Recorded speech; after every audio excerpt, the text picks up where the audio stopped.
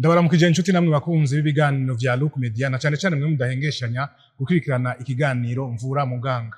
Uno munsi mu kiganiro Mvura Muganga tuza kuyaga kubijanye n'ingwara za hepatite. Ushobora kuba umaze kuvyumva ngo ujya mu ntagwa hepatite, mbega izo ngwara za hepatite zimeze gute, ziri ubuko bungahe n'ibindi bibazo byinshi twibaza. Kugira ngo rero turonke umuco kubijanye n'ingwara za hepatite, twaciye twegera muganga Arakaza Alexis asanzwe avura ingwara zo mu nda kugira ngo aduhe umuco. Twatangiye tubaza muganga Dr. Alexis Arakaza avura ingwara zo mu nda, iyo havuzwe hepatite umuntu yokumva iki? Iyo bavuze ikintu cyitwa hepatite ni bibiri mu Gifaransa, kirundi kirakenye.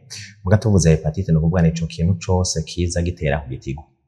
Mugabo abantu benshi bavuze hepatite bumva ama hepatite virale, ama virus. Mugabo ama hepatite nabwo ari ubwoko bwinshi. Ama hepatite virale, kama hepatite medicamenteuse bivuye ku miti, akaba ama hepatite ashobora kuba avuye no ku nzoga, akagira hepatite bivuye ku nzoga, akagira ama hepatite avuye ku yandi ma infection kiretse ama virus. Donc tuvuze ama hepatite ni umugwi wagutse, mugabo cyane c'abarundi botahura n'abandi bantu kiba giteranye ubwo na ama hepatite virale akenshi. Mbega ingwara za hepatite ziri ubwoko bungahe, zitandukaniye kuki? Ico twita ama hepatite virale, ama hepatite virale ico twita hepatite virale alphabétique, bizimwe tuvuga hepatite A, hepatite virale B, hepatite virale C, hepatite virale D na hepatite virale E. Nizo bwoko buhari. Mugamba vuyizo zikunda kuja ku gitigu, ana yandi ma virus ugasanga nico twita cytomegalovirus, herpes simplex virus, Epstein Barr virus na virus de varicelle zona. Izo zirashobora gufata ku gitigo. Hambavu yazazene n'ababwiye ama hepatite ashobora kuba avuye ku miti, ku nzoga, ku ma champignon birabaho, cyangwa ugasanga na ama hepatite twita les hepatite toxique nazo bivuye kwa ya miti yindi atari yo kwa muganga nk'imiti y'ikirundi nayo nyene yashobora gutera ikibazo ku gitigo. Mbega ingwara za hepatite ibimenyetso bituma umuntu abibonye yoca avuga ati ujya muntu aragwaye hepatite nibi? Ayo ma hepatite yose yaba hepatite A, B, C, D, E zose zifite ico zisangiye.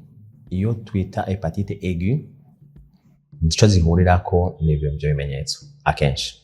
Hariho ubwa mbere mu bice byinshi ayo ma hepatite nta kimenyetso na kimwe cibonekeza. Ugasanga umuntu arayifise yarayigize, ugasanga irakize atakimenyetso kimwe gicitse. Aho ni mu bice hafi 80%. Byo kindi bisigaye namo umuntu acagira ibimenyetso. Hari ibimenyetso twita phase pré-ictérique, no kuvuga no mugwayi atabaragira ibimenyetso ngo hazemo kimwe twita ngo umuntu yagize ngo jaunisse, maso agahinduka agasa n'umuhondo. Imbere yaho nuko ibyo bimenyetso twita phase pré-ictérique, umugwayi arashobora kugira nk'agakorora, wakagira uburuhe budasanzwe atahorana, umugwayi akumva yuko naho hazamwe n'umucanwa, si kenshi mbwara wishika. Hanyuma iyo ni phase pré-ictérique. Ikindi gishoboka gushika ni ya phase ictérique. Iyo rero ni abantu benshi baca babona akavuga ati umuntu kwa amaso asa n'umuhondo ashobora kuba afite ikibazo cyo gitigo. Iyo rero naho usanga mwaho ntaca asa amaso agasa n'umuhondo, hari naho mbere bishika ugasanga birashitse kure, umugwayi agatangura kugira ibimenyetso nk'ibyo mu mutwe, agatakaza amera nk'utakaza ubwenge. Ibyo nabyo birashika. Rero mu majambo make nta kimenyetso nyezina umuntu aba afise kiretse ibyo nakandi babwira ama phase pré-ictérique, bwa buruhe budasanzwe agira nuko kwa amaso asa n'umuhondo. Hama naho bishika ugasanga umugwayi aratakaje nk'ubwenge, ico twitagira nka koma, birabaho. Cyangwa agatangura kuvuga ibintu bitajanye bivanye nuko igitigo cafashwe n'ingwara. Aho ni mu phase aiguë. Cyo zitandukanirako nuko ni mu buryo bwo kongera umuntu azandura. Zose nizandura cyo kimwe. Hepatite A na hepatite E ziri mwazangwa tuvuga les maladies de Mensal bivuye ku isuku rike. Hanyuma akenshi hepatite A bavuga ko ari ya transmission féco-orale, umuntu asanzwe ayifise hama nta karabe hadavuye mu kazu ka sugumwe, birashika, canke ivyamwa akabifunga bitaronze, birashika akayandura. Hepatite E nayo nyene haraho bishika akayandura kubera yafunguye nk'ibyo gufungura cyane nk'inyama z'ingurube zidatetse neza, ugasanga ashaka kuyandura. Izindi zisigaye yaba B, D na E, plutôt na C, izo nazo kungene B mu kuyandura ntibabivuye ngaho. B mu kuyandura ni mu gihe ni mu bikoresho bishobora gutobora uruhu, ni umuvyeyi yayifise arashobora kwanduza umwana wiwe igihe cane ariko aribaruka. Hanyuma ikindi ni mu gihe ni mu maraso. Amaraso mu gihe batayateguye neza haraho bishika ugasanga umuntu aranduye kwa mugara hepatite B. Hama ikindi ni mu mibonano mpuzabitsina mu gihe umuntu atikingiye. Hepatite D irafise ico yisangije, nta muntu ashobora kugira hepatite D adafise hepatite B. Kugira ngo hepatite D ayigire ikenera hepatite B, numva ko yibika muri hepatite B kugira ngo ishobore kugira. Hepatite C irafise isangira na hepatite B yoyo cane mu maraso, mu byo bikoresho bitora uruhu. Aba bantu bagira ibintu by'amatatuwaje ugasanga nakarayikoresheje umuntu ashobora kuyandura. Hanyuma ikindi ni muri bya transfusion, birashoboka igihe amaraso atateguwe neza mugabo basigaye babigira bakabitegura neza ku buryo umuntu afite hepatite babibona mu maraso ntibatanga ayo maraso batabanje kuyapima. Mbega ingwara za hepatite iyo zivuwe, iyo zimenyekanye ziravugwa zigakira canke barazipfufahaza canke hari zikira n'izidakira? Akenshi ibyo twita ama hepatite virale turayagabura mu bice ibiri ahanini. Hari ico twita hepatite virale aiguë. Ari aiguë nta muti nyezina ubu hari duvura ivyo bimenyetso kubera umubiri wonyene urashobora kwigwanira ukazirukana. Yari aiguë.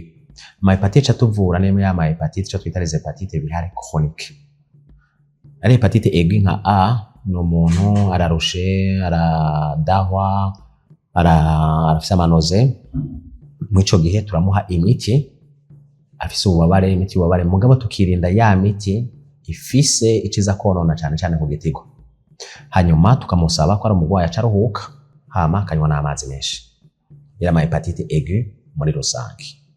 Mugara aho bishika ma hepatite aiguë akaza ku mugwayi nasanga izindi ngwara nka hepatite A nk'akarorero ugasanga arafise nk'izindi ngwara n'umugwayi ari nko kuri chimiothérapie, umugwayi afise nka cancer. Mwico gihe haraho bisaba ko bamushiramo umuti kugira ngo bafashe ubushobozi bw'umubiri, bakamuha umuti bita ribavirin. Izindi virus yaba B yaba D nabwiye kwibaho kubera B abayifise yaba C yari aiguë nta muti nyeze n'umuhara atarako kuruhuka kunywa amazi tukirinda imiti iza yonona igitigo. Wone mugwi wa mbere. Mugwi wa kabiri yama hepatite chronique. Yo ma hepatite chronique no kuvuga tuvuga ko ari chronique iyo zirengeje n'umugwayi abayifise akayimarana amezi arenga 6. Tuvuga ko ari hepatite chronique, virale chronique. Mwico gihizo nazo si zose zishika muri iyo etape. Zishika ku rugero nka A ntivyigera bishika gushika ku rugero, na E ntivyigera bishika ku rugero kiretse E umuntu ayifise akafise muri kandi ababwira umubiri wiwe warahungabanijwe n'izindi ngwara, cancer cyangwa umugwayi ku miti ico twita ama immunotherapie. Ivyo birashobora gutuma umugwayi ashika kure. Uwo rero E birashobora gushika kuri chronique mu gihe umugwayi asanganye n'ubundi bugwara butuma ubushobozi bw'umubiri buri hasi cyane. Izo cha tuvuga cyane ni B na C. Izo ni ingwara zishobora kubandanya zikaba B chronique cyangwa C chronique.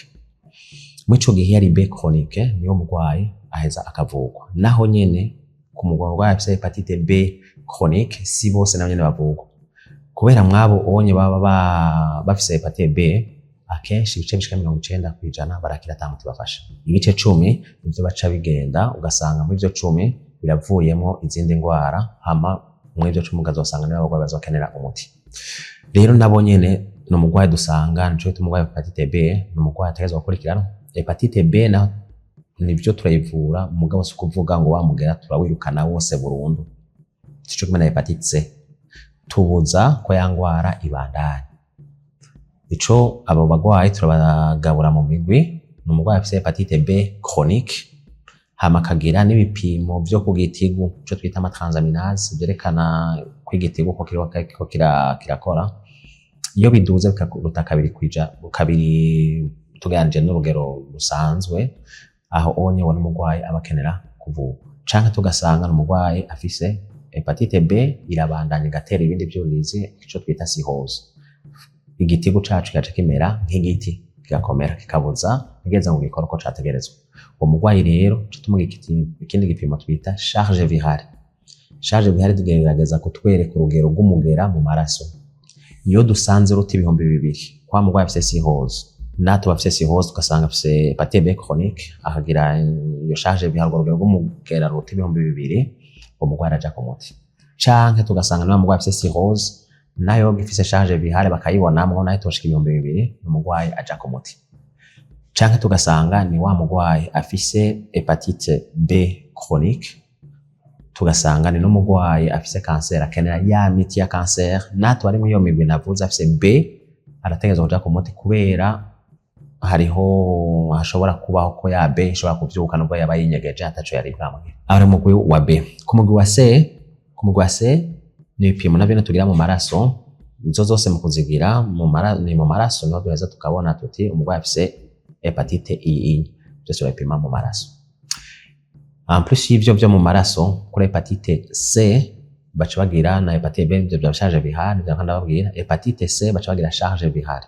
bamaze kugira charge barapima amaraso baratoye mu hepatite C cyo tugira ico twita charge bihari dusanze charge bihari detectable no kuvuga katora mu rugero rw'umugera mu maraso ubona umugwayi acaja ku muti rero hepatite C ndatandukanye na hepatite B kubera hepatite C imiti batanga ni imiti yo kumukiza yo iramukiza burundu. Mu guheraheza muganga arakaza Alex arashikiriza ivyokorwa kugira ngo umuntu yikingire ingwara za hepatite. Nta muntu n'umwe adashobora kurwara hepatite bivanye mugabo n'ivyo nababwiye ingene zandukira harimwo uburyo bwinshi bwo kuzikingira.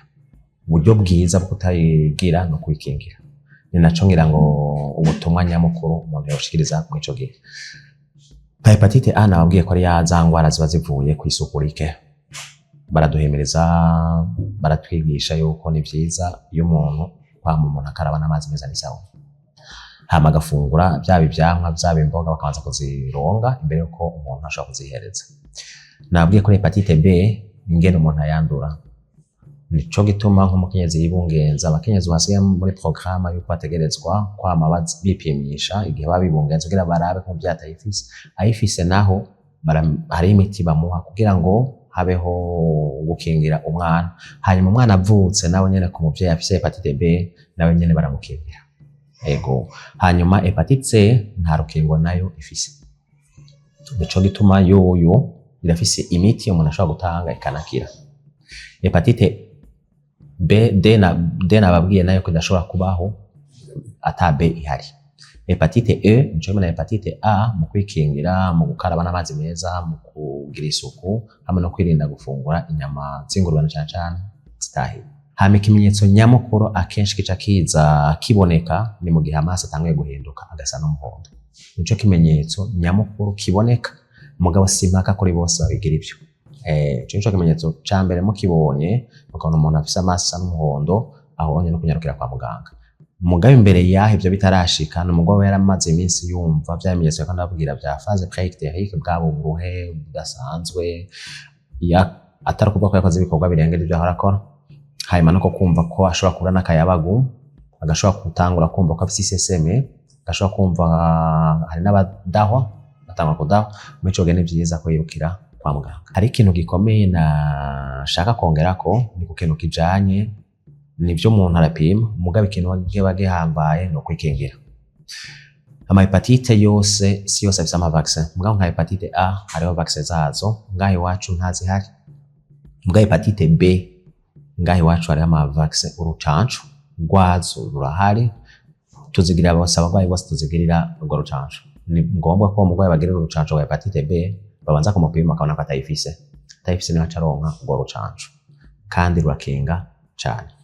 Hepatite C nta rucanco rwayo ifise no kuvuga sunyuma gato yakora hepatite B rucanco hepatite B atagize hepatite B ntazogera ya hepatite D no kuvuga tuba tugize izo zibiri mu gihe tuba tumukingiye hepatite B na hepatite D ntizomufata.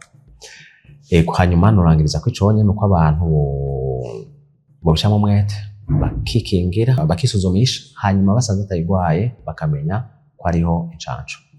Hama ikindi naco ni ku bana bavuka ubunye guhera mu 2004 hariho umugambi wa leta wo gucandaga abana ubu nta ntuze abana bavuka ico gihe baba bafise kiretse ari umuvyeyi yasamaye mwizo canco harimo urucanco rw'umugera wa hepatite B. Nizere yuko mwebwe mwese mwariko murakurikirana kino kiyago mwahamenye ibitari bike kubijanye n'indwara za hepatite. Nizera kandi yuko mwashoboye kumva ibitari bike na cyane cyane ibizitera, ivyo umuntu yokora kugira ngo ntazigware n'ibindi. Ndabashimire rero mwevuye ku mutima, ntibagiye gushimira cyane muganga Arakaza Alexis avura indwara zo mu nda ku bitaro Polyclinique Roi David, we yemeye akaduha akanya kiwe kugira ngo adusigurire neza neza ico arico indwara za hepatite, ingene zivugwa n'ingene umuntu yozirinda. Naho ubutaha murakoze.